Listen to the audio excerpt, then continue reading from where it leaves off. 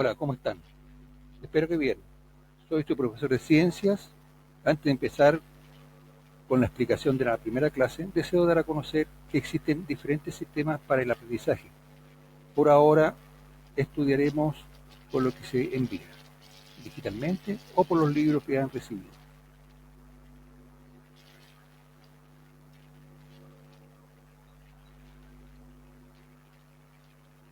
Para esto, ustedes deben leer, porque quiero decirles que los computadores, aparatos que han sido diseñados para dar respuesta, necesitan un programa y la introducción de datos, los que quedan guardados en la memoria del computador. Nuestro PC es nuestro cerebro y los datos son las lecturas que ustedes hacen en las distintas materias de aprendizaje. Por eso, se hace fundamental que ustedes lean los libros entregados a modo de datos para ser incorporados a la memoria humana. Estos datos o los aprendizajes estarán en su cerebro y por medio de las prácticas o las reiteradas lecturas quedarán permanentemente instalados y aptos para ser usados ante cualquier programa o decisión que deban tomar en su vida. Además, ustedes podrán complementar vuestro aprendizaje trabajando en conjunto con otros compañeros, aprendizaje grupal, o introduciéndose en las redes sociales para profundizar o aclarar los temas tratados y que ustedes deben dominar. Con esta aclaración, les invito a pasar a la primera clase de ciencias. Capítulo o clase distinguiremos tres unidades importantes: el átomo y sus constituyentes, el enlace químico y por último emisión radioactiva.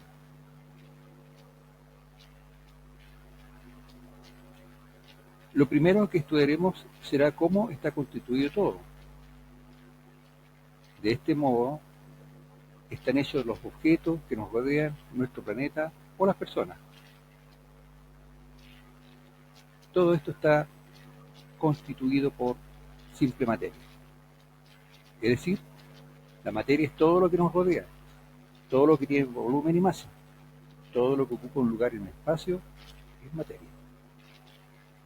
Ahora, toda la materia está formada por átomos.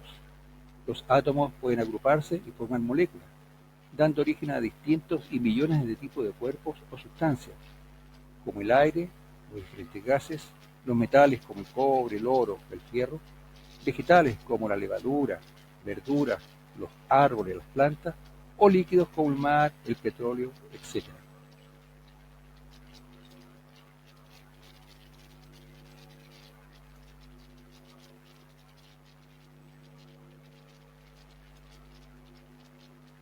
Para conocer o tener una idea del átomo, palabra que significa sin división, los investigadores fueron creando modelos para tener una presentación aproximada de esta partícula. Primeramente tenemos en la historia a Demócrito, en el siglo V a.C.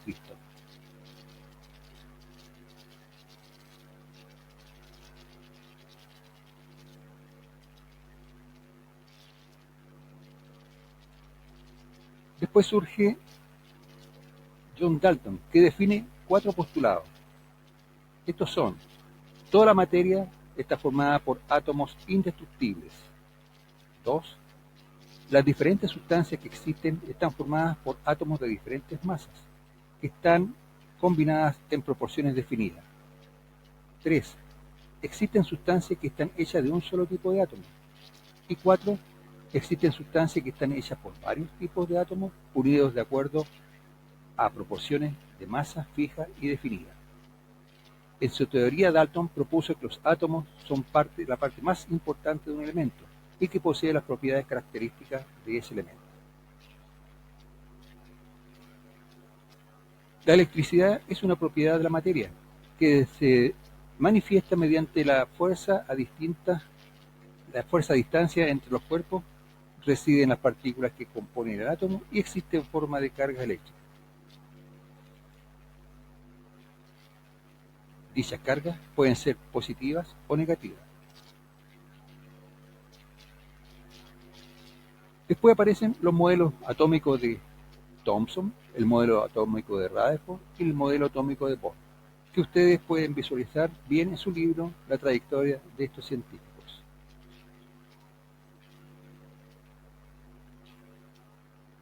Ahora nos centraremos en el átomo y sus partes. Distinguimos tres partículas subatómicas importantes. En el núcleo, ocupando el centro del átomo, encontramos dos partículas, los protones con carga positiva y los neutrones con carga cero.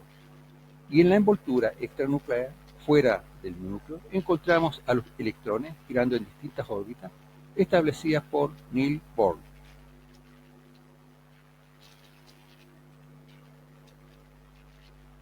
Los elementos químicos son sustancias referidas a un solo tipo de átomos que tienen esa materia. Todos los elementos están ordenados en un sistema periódico de elementos químicos, en base a su número creciente de protones en sus núcleos, y a los niveles energéticos donde se encuentran alojados o ubicados los últimos electrones de ese elemento. Encontramos a los elementos metálicos ubicados a la izquierda del sistema periódico. En el centro encontramos a los elementos anfóteros, seguidamente a los no metales y por último al extremo derecho a los gases nobles. Los elementos metálicos ceden electrones en una reacción química. Los anfóteros pueden ceder o ganar electrones en una reacción. Los elementos no metálicos tienden a ganar electrones en una reacción química y por último los gases nobles, que al tener su nivel energético completo, los con electrones no captan ni ceden estos electrones. En esta primera parte les invito a ir contestando las preguntas de la página 38 en adelante de su libro y hacer una autoevaluación de lo aprendido. No desesperar. Si no lo recuerdan, pueden volver atrás y buscar las respuestas correctas.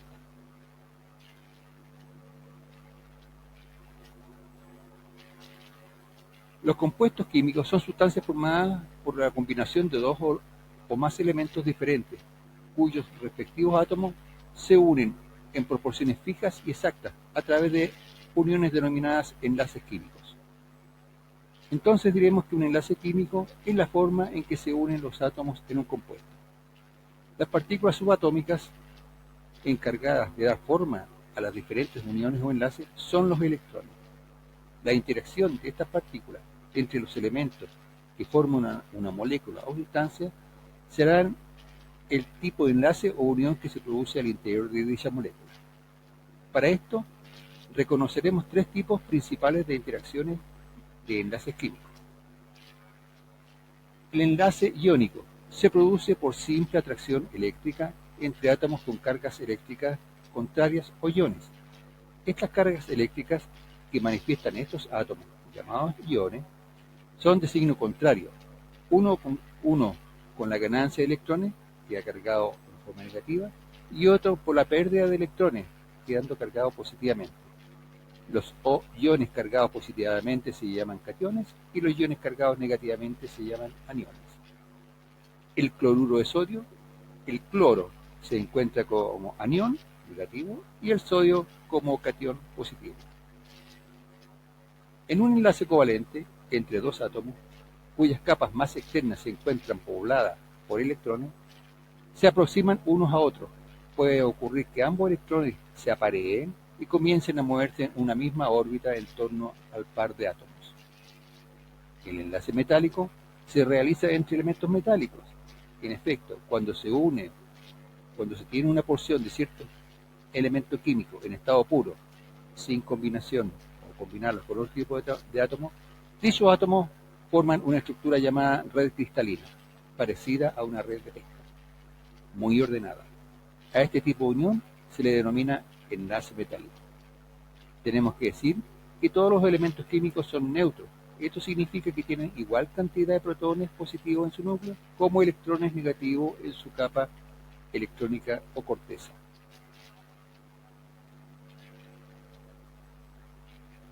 Se establece que los núcleos de los átomos están constituidos por partículas con cargas eléctricas positivas que, de acuerdo a las leyes de las interacciones eléctricas, se repelen entre sí, pero se manifiestan unidas debido a una fuerza llamada nuclear, que es mucho más intensa que la fuerza eléctrica, anulada por la repulsión. Los núcleos acumulan una gran cantidad de energía debido a la fuerza nuclear, que mantiene unidos a los protones. y se libera cuando estos se separan lo suficientemente como para que la fuerza nuclear deje de actuar y la repulsión aleje violentamente dichos protones, que además se libera una gran cantidad de energía en forma de radiación. La fusión nuclear es cuando los protones de dos átomos se juntan o se funden en un único tercero para formar otro elemento, cuyo nuevo núcleo resulta correspondiente a la suma de los protones que intervienen. La fisión nuclear corresponde al rompimiento del núcleo de un elemento químico, liberando gran cantidad de energía y radiación y emisión de partículas subatómicas. Cuando esto ocurre, hay una transformación del núcleo y cambia el número de protones y neutrones que tenía inicialmente, por lo que se forman núcleos distintos. A este proceso se le denomina decaimiento radioactivo. La emisión alfa consiste en un flujo de partículas alfa formada por dos protones y dos neutrones. Comparativamente, tiene una masa grande y una carga positiva igual a 2 protones. Es idéntica a un núcleo de helio. La partícula beta son idénticas a los electrones, es decir, de carga negativa. Frente a la partícula alfa, las betas son 7000 veces más pequeños y viajan a una velocidad cercana a la de la luz, condición que les permite atravesar las mallas de núcleos y electrones de alguna clase de materia. La emisión gamma es más penetrante, puesto que puede viajar a través del aire grandes distancias, y para detectarla y para detenerla completamente se debe disponer un grueso bloque de plomo de unos 22 centímetros. Desprovista la masa, la radiación gamma es capaz de atravesar la materia y de realizar amplios recorridos sin encontrar ningún obstáculo.